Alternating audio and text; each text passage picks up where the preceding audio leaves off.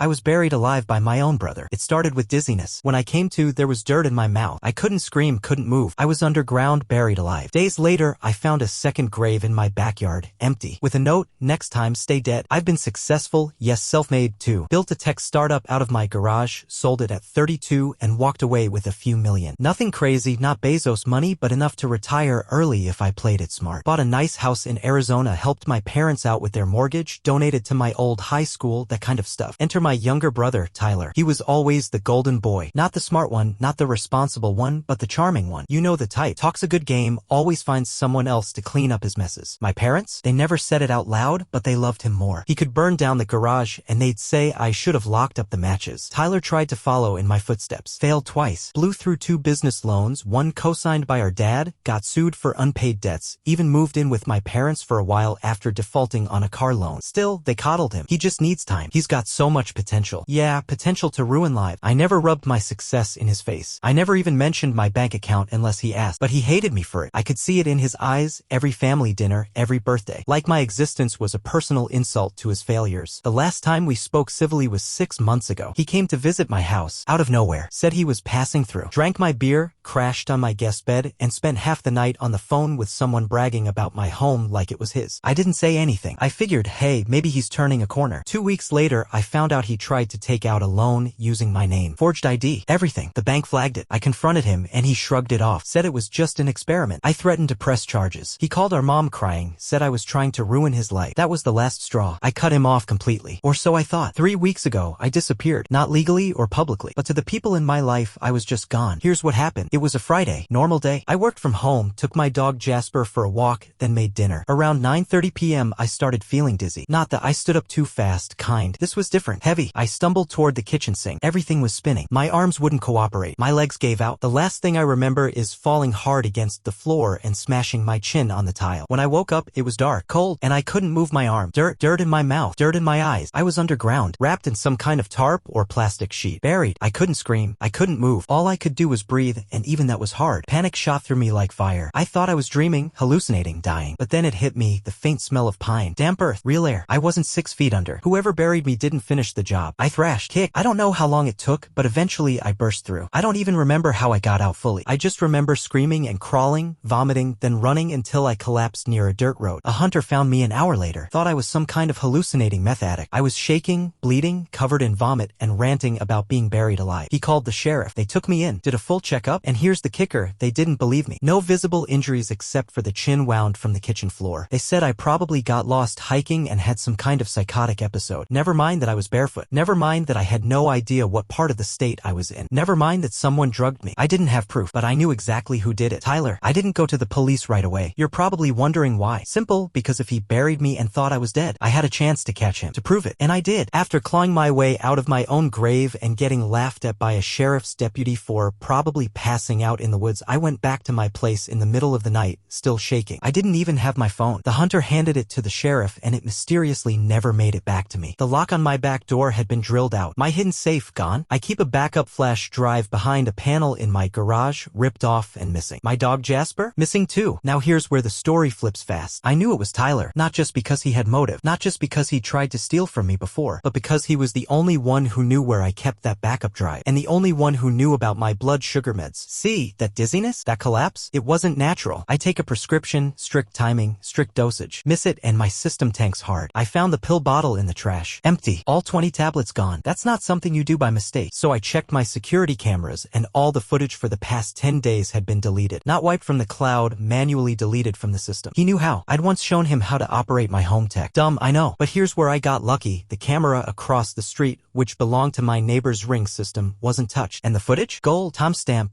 3:14 a.m. the night I went missing. A white van pulls up. Tyler steps out, wearing gloves, enters my house from the back. 10 minutes later, he exits with a duffel bag and a laptop, tosses both in the van. Then 2 guys I don't recognize come out dragging something long, wrapped in black plastic. Something just about the length of, well, me. They toss it in the back. No hesitation. No rush. These weren't amateurs. They'd done this before. And that was me. I was in that bag. That moment nearly broke me. I went full ghost mode after that. Didn't tell anyone I was back. I bought a burner phone, rented a cheap cabin under a fake name, and started digging. I needed to know what Tyler wanted. Why go this far? What was the end game? I thought maybe inheritance, but our parents were still alive and broke. Maybe he wanted my house? My accounts? Then I found out what he really did. He didn't just try to kill me. He replaced me. 2 days after I vanished, Tyler started contacting my clients. Not from his own accounts, from mine. He cloned my email, reset passwords, and started telling people I was relocating indefinitely for health reasons. Asked them to forward future communications to Matt's new assistant, a Gmail account with some generic assistant name. He listed my house on a short-term rental site, changed the locks again, even moved some of his clothes in, told the neighbors I'd moved to Costa Rica for spiritual recovery. He was moving into my life. One of my old friends from college, Kevin, texted my old number, which Tyler clearly still had, and got a message that said, "Hey bro, I'm good. Taking a break from tech. Off the grid for a while. Don't worry about me." That wasn't me. I hadn't typed a single word. And worst of all, he had Jasper, my dog, my only real family. I didn't know if he sold him, hurt him, or kept him locked in a cage. I almost went to the cops again, but I stopped. Tyler knew how to lie. I needed more. Something concrete. Something big. So I reached out to someone I never thought I'd talk to again, my ex-girlfriend, Erin. We hadn't spoken in 2 years. Messy breakup, but she worked in cybersecurity now. I told her everything. Sent her the video. Explained what I suspected. To her credit, she didn't hang up. Within 24 hours, she traced the new Gmail account to an IP address at my own house. She also flagged 3 login attempts to my bank. 1 failed. 2 successful. Someone had tried to move $90,000 to a newly opened offshore account. Tyler was trying to cash out and vanish. Erin also found out something else. Tyler filed a missing person report on me. He claimed I'd walked into the desert after a bad depressive episode. And guess who he listed as the emergency contact? Himself. Everything clicked. He wanted my money, my house, my dog, my identity. And he figured if my body was never found, it would just become a cold case. Give it a few months and he could file a declaration of death, collect the rest of what I owned, and disappear. I don't know what part of his plan was the most insane. The fact that he thought he could get away with it, or that everyone would just believe he was the good brother. But here's where it gets worse, and the next part is something I haven't even told Erin yet, because I just found something buried in my backyard. And no, it wasn't what you think. It was a second grave. Empty. Just a shovel and a note. A handwritten note folded in plastic. For words. Next time, stay dead. I haven't slept since. When I dug up that second grave, I thought maybe I'd misunderstood. Maybe it was old. Maybe someone else had been living on this land before I bought the house. Maybe it was some sick prank. But when I saw that note, next time, stay dead, the reality hit me. Tyler was still watching me. Not only that, he was planning to do it again. I stood there in my own backyard, shovel in one hand, shaking so bad I nearly fell back in the hole. I scanned the tree line, every window, every shadow. My gut said he wasn't far. My instincts have never screamed this loud. I went back inside, locked every door, turned off every light, and sat in the hallway with my back against the wall for hours. And that's when I saw it. A flash. Not from inside, from outside. Someone was taking photos from the trees, like he wanted me to know he was out there. I didn't call police. They'd already dismissed me once. I needed to take this into my own hands, and I needed to get ahead of whatever Tyler was planning. The next day, I packed a bag, took my remaining savings, and drove 3 hours out to Flagstaff. Checked into a no-name roadside motel under an alias, and I started making calls. First to Erin, gave her everything. Passwords, ID scans, even the hidden recordings I'd kept on a USB in my garage rafters. I told her to go public if anything happened to me again. Then I called someone I hadn't spoken to in 15 years. Jesse, an old friend from high school who used to be, well, let's say not entirely legal in his business dealing. He owed me a favor. I told him what happened. He didn't ask questions, just said, "You want eyes, ears, or hands?" I said all 3. Within 48 hours, Jesse delivered. He tracked Tyler's movements over the past week using a burner GPS tag Jesse had stuck under Tyler's van. Yeah.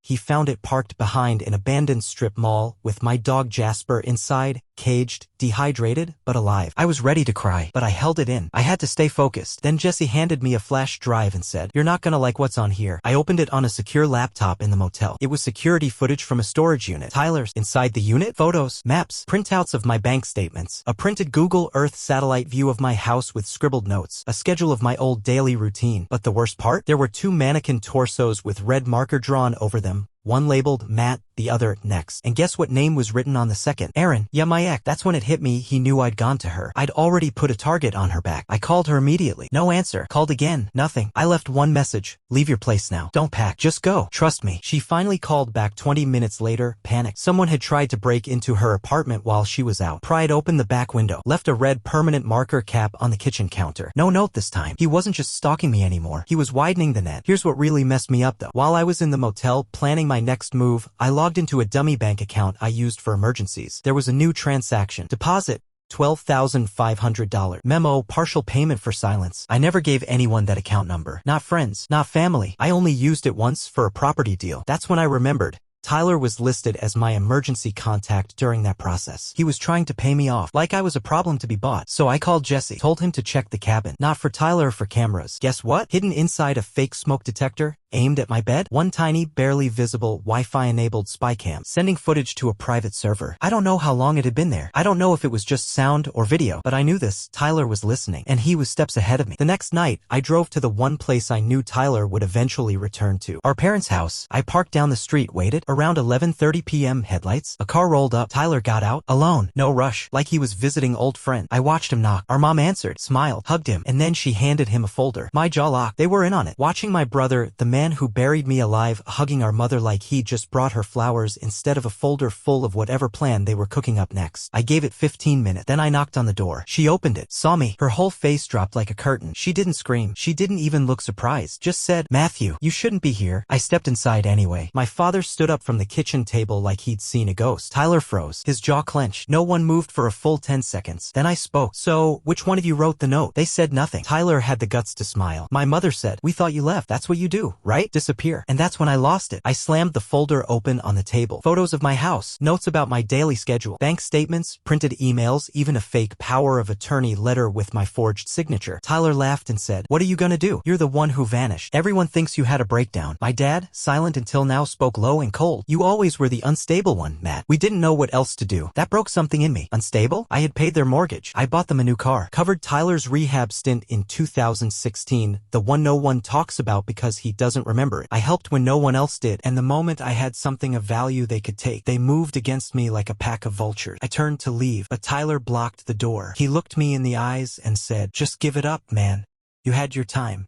You made your money. Go start over. We'll take care of things now." Like he was doing me a favor. I pulled something from my jacket pocket, a flash drive. I held it between my fingers and smiled back. "Already did." And I walked out, quiet, calm, because that drive, it had everything. The ring footage, the storage unit photo, the audio from our conversation. And I had already emailed copies to 3 trusted contacts, including Aaron, and Jesse was on his way to the police station. But before I could get home, my house was on fire. I saw the smoke from a mile away. The glow over the hill. By the time I pulled up, fire trucks were already on site. Neighbors were out in pajamas. Reporters were showing up. And standing there, Tyler, fake crying, talking to a police officer. I stayed in the shadow, watched him say the word. I don't know what happened. I think he came back and something snapped. He was framing me. For arson, for a mental breakdown, maybe even for harming myself. I saw it play out in real time. He had the cops nodding, had the look, the tears, the performance. He was good, too good, until one thing happened that changed everything. A woman screamed from across the yard. She was pointing toward my backyard. There, huddled by the fence, covered in soot, Jasper, alive, shaking, but okay. And attached to his collar, a GoPro camera. Jesse had strapped it on him before I left. Said, "Just in case the psycho gets ideas." I took that camera straight to the responding officer before Tyler even saw me. Said one sentence, "Watch this, then arrest him." On that footage, you see Tyler enter my home through the back. Then, clear as day, you hear him say to Jasper, "Bye-bye, mutt. Let's hope your owner stays dead this time." Cut to black. The cops tackled him on the lawn before he could say another word. The last thing I saw that night before being whisked into a police car for protection was my parents standing by the road, just disappointed that their little plan didn't work. I thought watching Tyler get tackled by cops on my lawn was the end. It wasn't. That was just the trapdoor opening under everything I believed about my life. 3 hours after the fire, I was still being questioned at the station. It was late. I was exhausted, shaking, sleep-deprived, and they were just finishing fingerprinting Tyler when one of the lead detectives walked in and said, "We searched your parents' house." I blinked. He laid a folder on the table. Inside were photos, dozens, scanned copies of documents with my name on them, but written in someone else's handwriting. Fake will. 2, actually. One typed, one handwritten. Both left everything. My home, accounts, assets, to Tyler, with my forged signature. But that wasn't the worst part. The detective pushed another photo across the table. This one hit different. It was me, sleeping, in my bed, taken from inside my house. Let me make this clear. That photo wasn't from some old vacation or pulled off social media. This was recent. I recognized the sheets, the hoodie, the exact glass of water I left on my nightstand before I passed out the night Tyler drugged me. They'd been inside my house long before the night they buried me. And it wasn't just him. My parents were involved. Detectives found my old journals, labeled, tagged, and highlighted. Every mention of stress or depression underlined in red. Words like tired, burned out, I need a break were circled, turned into proof that I was mentally unstable. Proof for what? Oh, just the mental health case they were building to have me declared incompetent. They were going to have me institutionalized if the grave didn't work. I asked point blank, you telling me my mom and dad signed off on this? Detective just stared and said, we found a voice memo. You should hear it for yourself. It was my mother. Her voice calm, clear, like she was ordering dinner. He's not going to hand it over. He's too stubborn. But if we wait, we'll lose the house. We do this and it's done. Tyler's finally where he's supposed to be. Then my father added, let's just make sure it looks like a breakdown. He already keeps to himself. No one will ask questions. I sat there stunned. Couldn't cry. I couldn't speak, couldn't feel. My parents had sat down and planned my removal like a business decision. The day of Tyler's arraignment, I wasn't allowed near the courtroom. Too risky. But I watched it all on a monitor in a secured room. He didn't look broken or sorry. He looked bored, like this was just a delay in his schedule. When the judge asked how he pled, Tyler looked right at the camera and said, guilty, but it was never supposed to get this far. Like he was the victim. He got a plea deal, 38 years, no parole until 29. But even that wasn't enough, because 4 days later, I got a package. No return address. Inside, a folded t-shirt I hadn't seen in months. One I wore the night I was drugged. Still smelled faintly of my cologne. A matchbox, and a USB drive. I loaded the drive in a secure laptop. One video, no title, 10 minutes long. Tyler, sitting in my old office chair, smiling like it was a vlog. If you're watching this, guess the forest thing didn't work. Shame. You know, Matt, you should have just let go. But maybe it's not over. People like you don't stay safe forever. There's always someone out there who wants what you've got. And now they know how to take it. He winked. Then the camera panned to the left. And that's when I lost it, because taped to the wall behind him were 5 names. All people close to me. Aaron, Jesse, my neighbor who helped install my security system, my lawyer Susan, and me again. 5 targets. All under a heading written in marker, contingency. I turned the drive into the authorities, of course. But the damage was done. That moment rewired my brain. Tyler wasn't just trying to take my life. He was trying to replace it. And when that failed, he wanted to destroy everything I cared about. But I still had one move left, because someone else made a mistake. 2 weeks after Tyler's sentencing, I got a knock at my door. Not police, not media, not lawyers. It was a little girl, about 5 or 6 years old, holding a stuffed bear. A woman stood behind her, mid-30s, nervous. She asked, "Are you Matthew?" I nodded. She hesitated, then handed me an envelope. No words, just turned and walked away with the child down the driveway into a cab that pulled off without plates. I opened the envelope. Inside were 3 things. A photo of the girl, smiling, missing a front tooth next to Tyler, in a park. A crumpled napkin from a roadside diner in Nevada with a number and the words, "Ask about Winter." And a paternity test, my name listed as the alleged father. My legs went out from under me. I sat on the ground. I had no idea what I was looking at. Backstory I never told. Back in college, long before Karen, long before all this, I had a brief thing with a girl named Lexi. Didn't last. We broke it off. No drama. She moved states. I moved on. Apparently, I shouldn't have. I called the number. A man picked up, said, "We were wondering how long it'd take you." Then he explained, Tyler tracked Lexi down last year, pretended to be me, told her I'd sent him to check on Winter, our supposed daughter. He met the little girl multiple times, bought her gifts, took pictures, said dad's coming soon. He had been playing father to a child that wasn't his, posing as me for months. And Lexi? She never suspected, because he looked like me, sounded like me, used my name, my stories. But here's the part that made my blood freeze. He wasn't trying to bond with the child, one where he was the real father. I asked the man on the phone, Lexi's brother, how he figured out the truth. He said Tyler messed up, called Winter by the wrong name one day, called her Emily. She's never gone by that. And then he said he'd be back with new papers. We haven't seen him since. I dropped the phone. Tyler had been trying to fake paternity, to claim my child, maybe for leverage, maybe for money, maybe just to watch me suffer. He didn't even care if it was true. He just wanted another weapon. Now comes the twist. The DNA test, the one in the envelope, it was real. Winter was mine.